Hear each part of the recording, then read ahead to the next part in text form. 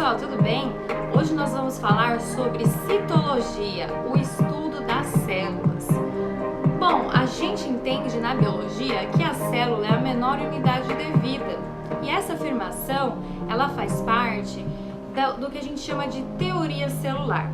A teoria celular apresenta 3 ideias principais. Então, a primeira é que a célula é a menor unidade de vida. A segunda, que todos os organismos vivos são formados por células. E a terceira, que uma célula deriva de outra célula já pré-existente. Então, essas 3 ideias, elas formam o que a gente chama de teoria celular, né? E a gente percebe que todos os seres vivos vão realmente ser constituídos por células. O único caso que entra em discussão com esse assunto aí são os vírus. Os vírus, eles não apresentam célula. Então, até hoje, não existe um consenso dentro da ciência, da biologia, se o vírus pode ser chamado de ser vivo ou não. Então, nós temos pesquisadores que vão defender que sim, pesquisadores que vão defender que não. Então, nós temos até hoje essas duas vertentes. Bom, dentro das células nós temos 2 tipos principais, né? Nós temos a célula eucarionte e a célula procarionte. As células eucariontes, elas são muito mais complexas. Elas são células que possuem um núcleo definido, né? Então elas vão ter uma membrana nuclear que vai fazer o formatinho do núcleo, ou também conhecida como carioteca. Dentro desse núcleo é que a gente vai encontrar o material genético conhecido DNA. E além de ter núcleo, ela vai ter várias organelas lá dentro, né? Organela significa pequeno órgão.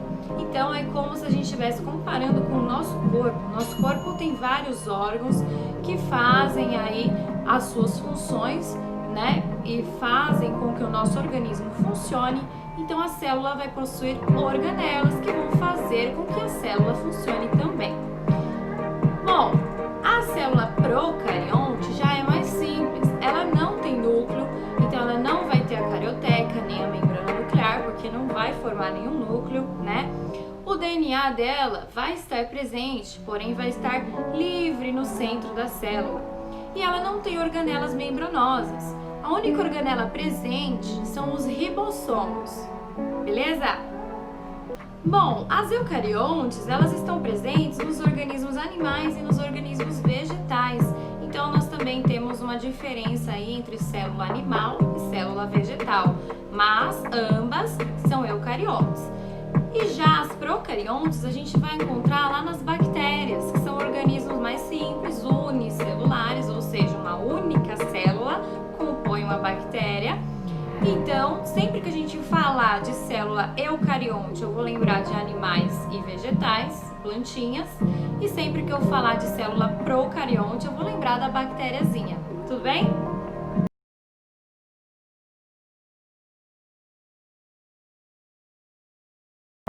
Os pesquisadores que descobriram a célula pela primeira vez são bem conhecidos na biologia. Então, nós temos o Leeuwenhoek, que foi o primeiro pesquisador a criar um microscópio simples, que era bem parecido com uma lupa, na verdade. E depois nós temos o Robert Hooke, que foi ele que descobriu as células da cortiça, né? Cortiça é aquele tecido vegetal morto que a gente usa para fazer rolha de vinho ou aqueles painéis que a gente coloca recados ou fotos, tá? Então ele pegou um pedacinho desse tecido e observou no microscópio que ele criou, que já era um microscópio composto, tinha 2 lentes, e aí ele conseguiu observar as divisões das células, mas ele não sabia que ele estava observando um tecido morto. Então, na verdade, ele não estava nem observando a célula inteira, simplesmente a parede celular da célula vegetal, que é o caso da cortiça. Mas esses 2 pesquisadores fizeram, então, essa descoberta e trouxeram uma grande mudança na ciência. Foi Robert Hooke, inclusive, que deu esse nome de célula pela primeira vez, lá do latim, e até hoje a gente usa esse mesmo nome, né, que é célula. Bom, vamos falar um pouquinho, então, da função de cada organela da célula, né? Então, quando a gente observa o núcleo da célula eucarionte, a gente vai perceber que o núcleo é quem comanda tudo que acontece dentro da célula. Então, por que é ele que comanda? Porque dentro dele tem o DNA.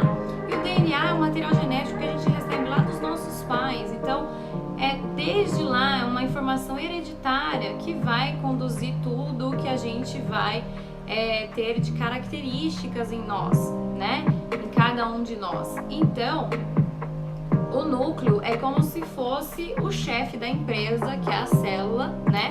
E é ele que comanda tudo o que acontece de lá de dentro do escritório dele. Beleza até aí? Bom, depois nós sabemos que todas as células têm uma membrana em volta, chamada de membrana plasmática.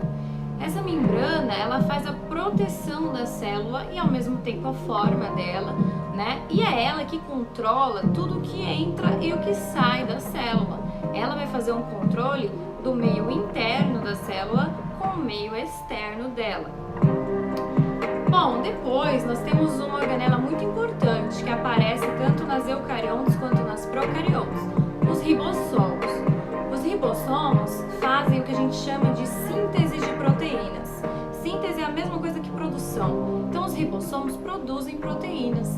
E essas proteínas, elas vão fazer diversas funções no nosso organismo, nas nossas células também. Então por isso é muito importante. Depois nós temos uma organela chamada complexo de Golgi ou complexo golgiense.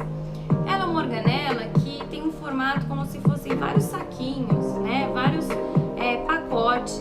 Então, como se ela guardasse coisinhas ali. E é exatamente o que ele faz. Ele armazena substâncias importantes para a célula, inclusive substâncias que são produzidas na célula, como a gente acabou de falar das proteínas. Então ele armazena ali e depois ele vai fazer o que a gente chama de secreção celular, vai mandar essa substância para outra região da célula, para onde necessita. Bom, temos também duas organelas com um nome um pouquinho longo, né? O retículo endoplasmático rugoso, RER, e o retículo endoplasmático liso, REL. O rugoso, a gente fala que ele tem rugas porque na verdade ele tem várias bolinhas grudadas nele, e essas bolinhas são os ribossomos que eu falei anteriormente. Então, se o ribossomo produz proteína e o retículo endoplasmático rugoso também tem proteína, significa que ele também produz proteína. Já o retículo endoplasmático liso não tem essas mesmas rugas, por isso a gente fala que ele é lisinho, então ele não tem ribossomos grudados nele. E ele faz a produção de uma outra substância importante, que são os lipídios. Bom, tem uma organela que é muito famosa nas células, conhecida como mitocôndria. As mitocôndrias, elas produzem a energia toda da célula. Se não tiver mitocôndria, a célula não tem energia. E essa energia é conhecida como ATP, né? É uma sigla que significa adenosina trifosfato, que a gente chama de moeda energética da célula. Nada mais é do que realmente reserva energética, produção de energia. Tudo bem? Bom, nós também temos os lisossomos. Lisossomos, eles servem para fazer o que a gente chama de digestão intracelular. Então, lá dentro da célula pode acontecer de uma bactéria querer entrar, de um vírus querer entrar nessa célula, ou até mesmo da mitocôndria que eu falei agora ficar muito velha, não produzir mais energia como deveria. Então, o lisossomo vai até essa mitocôndria velha, vai até essa bactéria ou até esse vírus e faz o que a gente chama de fagocitose. Ele vai lá e engloba essa bactéria ou esse vírus ou essa organela que já está velha e faz a sua digestão. Ele digere, acaba com ela. É legal, né? Faz a nossa defesa. Muito, muito, muito importante. Bom, na célula vegetal, a gente tem uma organela muito importante para as plantas. É o cloroplasto. O cloroplasto faz a fotossíntese. Então, as plantinhas conseguem absorver água, luz e gás carbônico para produzir o oxigênio, inclusive o oxigênio que nós respiramos. Então, elas só conseguem fazer todo esse mecanismo graças ao cloroplasto, que é uma organela exclusiva da célula vegetal. Então, guarda aí, não vai confundir, hein? As duas células, eucarionte, né, animal e vegetal, elas possuem também o que a gente chama de vacúolo. Vacúolo vacuolo é como se fosse uma grande bolsa, no caso dos vegetais, que vai armazenar bastante água dentro da célula, água e nutrientes. No caso da célula animal, esse vacuolo já vai ser menorzinho e ele pulsa, ele é um vacuolo que consegue se contrair e expelir, jogar para fora da célula um excesso de água, por exemplo. Então, as duas células possuem, né, o vacuolo, tanto animal quanto a vegetal, porém na vegetal tem uma função e na animal tem outra. Tudo bem? As células também têm o que a gente chama de citoesqueleto. Assim como nós temos um esqueleto para dar a nossa forma, a nossa sustentação, a célula tem o citoesqueleto. É formado por pequenas fibras de proteína e faz então a forma da célula. Outra organela importante são os centríolos. Os centríolos aparecem nas células animais e servem para fazer o que a gente chama de divisão celular, né?